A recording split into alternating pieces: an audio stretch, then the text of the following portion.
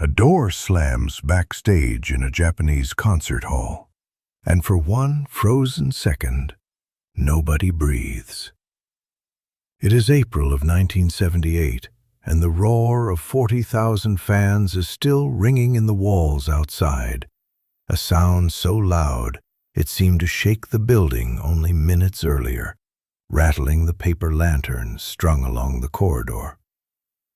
Rudolf Schenker stands with his jaw locked tight, staring across a cramped dressing room at the guitarist who helped make Scorpions famous for their sound of screaming, cosmic beauty.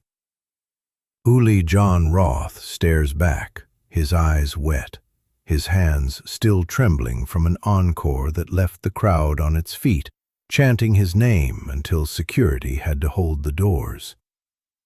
A half-empty bottle of Japanese beer sits forgotten on the table between them, the label peeling from the condensation, a towel draped over the back of a chair still damp with sweat. Words have just been spoken that cannot be unspoken, words about direction, about America, about who this band is supposed to become, and who it might have to leave behind to get there. Somebody in this room is about to walk away from the biggest opportunity of his life, from the band he helped turn into legends. And the strange part is, both men already know it, and neither one is willing to be the one who backs down first. To understand how it came to this, you have to go back 5 years, to a young guitarist barely out of his teens, sitting alone in his bedroom in Solingen, Germany, bending strings until his fingers bled, chasing a sound nobody in hard rock had ever chased before. Uli Jon Roth did not want to sound like Jimmy Page.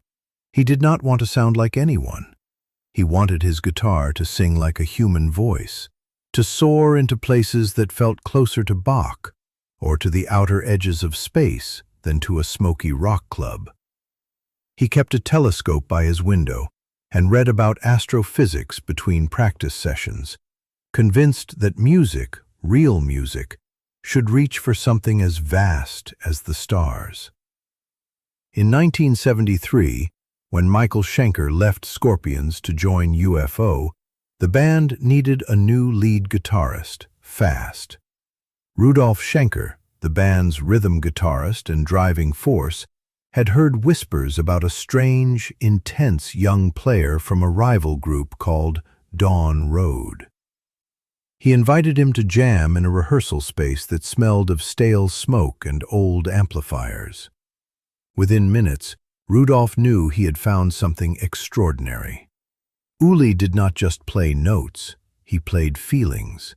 He bent a single string, held it, let it cry, and the whole room went silent.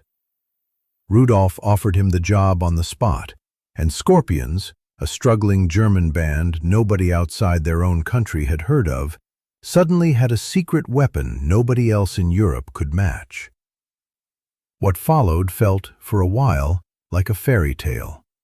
Uli did not just join the band, he transformed it overnight. On Fly to the Rainbow in 1974, you could hear him reaching for something bigger than rock and roll, weaving classical melodies into heavy riffs, closing the record with an 8-minute epic that felt like a journey through deep space.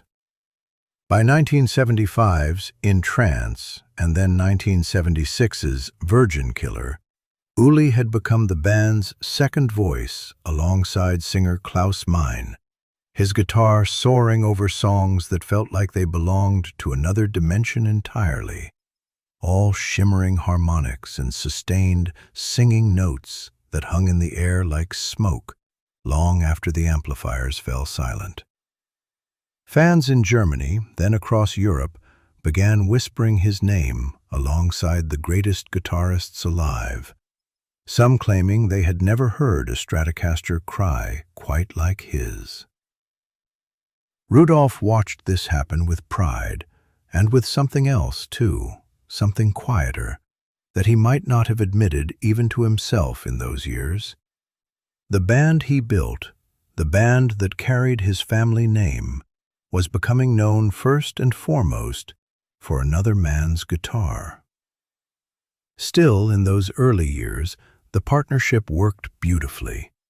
Rudolf handled the business, the riffs, the drive, the relentless push forward. Uli handled the color, the soul, the strange, otherworldly beauty.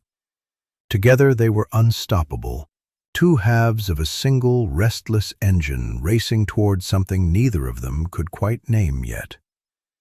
Nobody around them could have guessed that the very thing making Scorpions great was quietly planting the seed of its next crisis. By 1977, cracks were forming that had nothing to do with money or ego in the ordinary sense. They were about vision, and vision, for an artist like Uli, was never negotiable. Rudolf and the band's management had started looking hungrily toward America, toward arenas, toward a bigger, harder, more direct sound that could conquer the biggest rock market in the world. Taken by Force, released that year, still carried Uli's fingerprints, his sweeping solos, his otherworldly touches shimmering beneath the surface. But underneath the finished tracks, a quiet tug-of-war had begun in the studio. Rudolf wanted songs built for radio, for stadiums, for fists punching the air in unison. Uli wanted songs built for the soul, for the strange, for the infinite, for ideas that could not be reduced to a 3-minute single. In interviews years later, band members would admit the sessions grew tense, that arguments over arrangements stretched late into the night under fluorescent studio lights, that Uli sometimes sat alone in a corner with his guitar unplugged, quietly working out melodies nobody else wanted, while the others hammered out a harder, punchier direction he did not fully believe in. He loved these men. He had grown up with them, slept on their floors, bled for this band alongside them since he was barely 20. But for the first time, he began to feel like a visitor standing in the doorway of his own home. Then came April 1978, and a tour of Japan that should have been the band's proudest, most unclouded moment. Scorpions were treated like conquering heroes the second they stepped off the plane. Fans screamed at the airport, held up handmade signs, pressed against barricades just to catch a glimpse. Flowers rained onto the stage during nearly every show. The performances recorded during that tour became Tokyo Tapes, a live album that many fans still call the greatest of the band's entire career, and Uli's absolute finest hour ever captured on tape. Night after night, in Osaka and Tokyo, his solos stretched and soared far beyond their studio versions, drawing standing ovations that seemed to shake the walls of the arenas. Klaus Meine's voice cut through packed crowds like a blade through silk. Rudolf's rhythm guitar drove every song forward like a hammer striking steel. On the surface, it looked like the ultimate triumph of a band firing on every cylinder at once. But close to Uli, those who knew him could see something was wrong beneath the smiles. Between shows, he grew quiet, staring out hotel windows at the glittering Tokyo skyline for long stretches, lost in thought that no one dared interrupt. He was playing better than he had ever played in his entire life, and somehow, strangely, that only made the ache inside him grow sharper. He was pouring everything he had into a vision of the band's future that he no longer fully recognized as his own. The breaking point came not on a stage, but in a hotel room, in the raw, exhausted hours after one of those triumphant Japanese shows, the two men still damp with sweat, ears ringing from the amplifiers. Rudolf sat Uli down. The words that followed were not shouted, but they cut deeper than any shouting match ever could have. Rudolf told him, in essence, that the band was moving in a new direction, a harder, more commercial direction aimed squarely at conquering America, and that Uli needed to decide right there, that night, whether he was fully on board or not. It was not framed as a threat, not exactly. It was framed as clarity, as two grown men finally being honest with each other. But to Uli, sitting on the edge of a stiff hotel bed thousands of miles from home, it landed like an ultimatum all the same. Commit completely to a sound built for arenas and radio charts, or step aside and let the band move on without him. There was no room left in the middle for a guitarist who heard cosmic symphonies in his head, who wanted to build entire albums around interstellar themes and classical structures rather than 3-minute anthems built for the charts. Uli did not answer that night. He later said the silence between them felt heavier than any note he had ever played in his life. Two men who loved the same band, who had built something remarkable together out of nothing, now stood on opposite sides of a line neither one could bring himself to cross. For weeks after returning from Japan, Uli wrestled with the decision alone, carrying it with him like a stone in his pocket. He walked through it again and again in his mind, replaying the hotel room conversation until the words blurred together. He thought about the fans who had screamed his name in Tokyo, about the brotherhood he had built with Klaus, with Rudolf, with the whole band since 1973.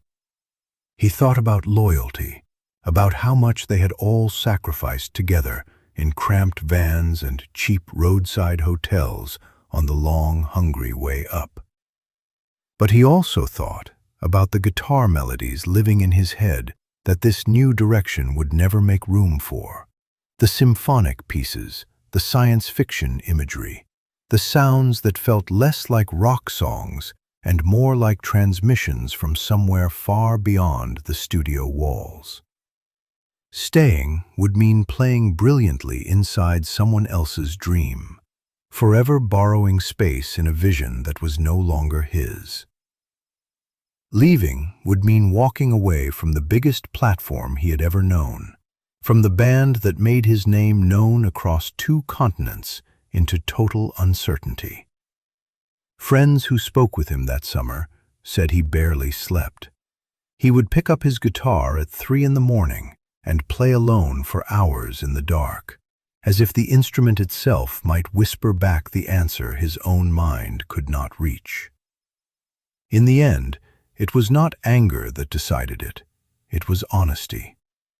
Uli realized he could not fake conviction he did not feel, not for a band, not for anyone, no matter how much he loved them. So in 1978, shortly after the triumph of Tokyo Tapes, Uli Jon Roth sat down with Rudolf Schenker and the rest of Scorpions and told them he was leaving.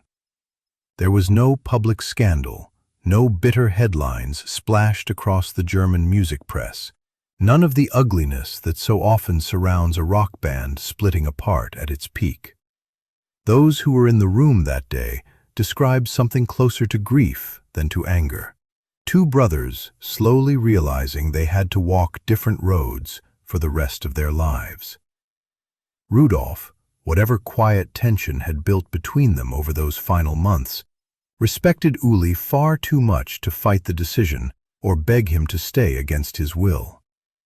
He understood, perhaps better than anyone in that room, what it meant to be pulled by a vision you could not compromise, because he was chasing one of his own.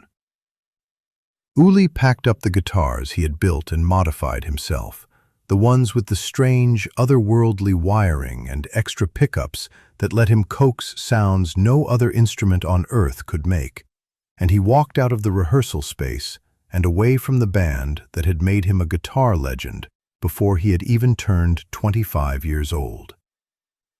What Uli did next proved he had been telling the truth about his vision all along. He formed a new band, Electric Sun, and poured every unrealized dream from those final, restless Scorpions years straight into it. Albums like Earthquake and Firewind finally let him build the interstellar, classically inflected soundscapes Rudolf had never fully embraced. Music that still, decades later, guitarists study like scripture, note by impossible note, marveling at tones nobody could quite explain. Meanwhile, Scorpions did not collapse without him, though for a tense moment it looked uncertain. The future genuinely unclear as the band searched for someone who could fill such an unusual void. Michael Schenker, the very guitarist Uli had replaced back in 1973, briefly returned to help the band out on tour, before a young player named Matthias Jabs stepped in permanently and made the role his own. With Jabs standing alongside Rudolf and Klaus, Scorpions pushed forward hard into the harder, more commercial sound Rudolf had fought so long for.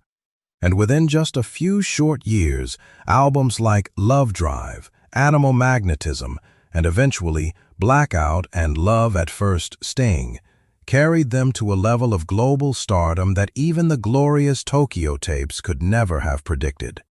Arenas across America, MTV screens beaming their faces into living rooms, chart-topping ballads heard around the entire world. Looking back now, across 5 decades, the split of 1978 reads less like a betrayal and more like two artists who simply loved music too much to keep lying about what they heard inside themselves. Rudolf Schenker got the harder, bigger, more commercial Scorpions he always believed could conquer the world, and history proved him right beyond anything he could have imagined that night in Tokyo. Uli Jon Roth got the freedom to chase cosmic, symphonic sounds no other guitarist dared attempt, and he became a legend entirely of his own making, still revered today by players who call him one of the true guitar innovators of the 20th century, an artist decades ahead of his time. The two men remained connected across the years that followed, appearing together on stage decades later, embracing like the brothers they always were underneath all that old tension, trading solos in front of crowds who remembered exactly what that partnership once meant. What began as an ultimatum in a cramped Tokyo hotel room turned out, in the end, to be the very moment that let both visions live and breathe, one becoming the biggest hard rock band Germany ever produced, and the other becoming one of the most singular, otherworldly guitar voices rock music has ever known.